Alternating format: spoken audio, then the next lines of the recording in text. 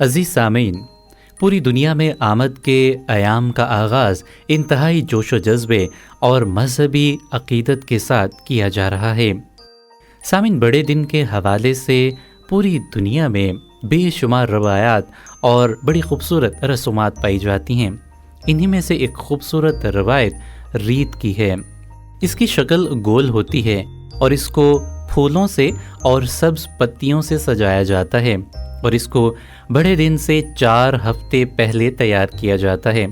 इसमें 4 मोमबत्तियां रखी जाती हैं और आमद के हर इतवार को एक मोमबत्ती जलाई जाती है। इनमें से 3 मोमबत्तियों का रंग जामनी जबकि एक का रंग गुलाबी होता है। सामीन, आमद के पहले इतवार पर जो पहली मोमबत्ती जलाई जाती है उसका रंग जामनी होता है और इसको उम्मीद की मोमबत्ती कहा जाता है। ये निशान है नबूवत का और उन नबियों का जिन्होंने खुदावंद यीशु मसीह की आमद के हवाले से हज़ारों साल पहले पेशेनगोइयाँ की। इसके बाद आमद के दूसरे इतवार भी जामनी रंग की मोमबत्ती रोशन की जाती है और ये अमन की मोमबत्ती कहलाती है। ये मोमबत्ती बैतलहम के वाक़यात को ज़ाहिर करती है। साथ ही साथ यूहन्ना इस्तबागी के वो अल्फाज जो उन्होंने खुदावंद यीशु मसीह के हवाले से कहे उनको भी याद करवाती है। सामीन, आमद के तीसरे इतवार पर गुलाबी रंग की मोमबत्ती रोशन की जाती है।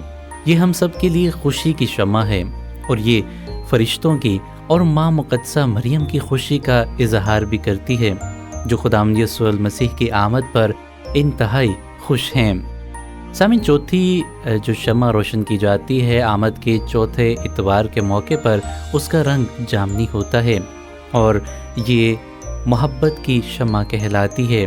ये शम्मा खुदा की मोहब्बत को हम पर जाहिर करती है कि खुदा हमारी निजात में दिलचस्पी रखता है और हमसे बेपनाह प्यार करता है।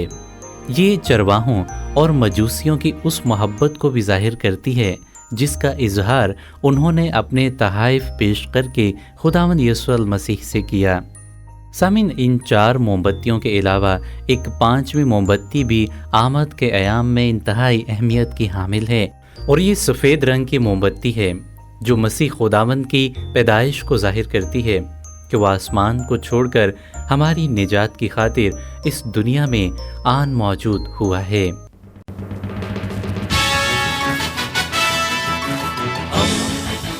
दोस्ती का पैगंबर, रेडियो वेरितास एशिया।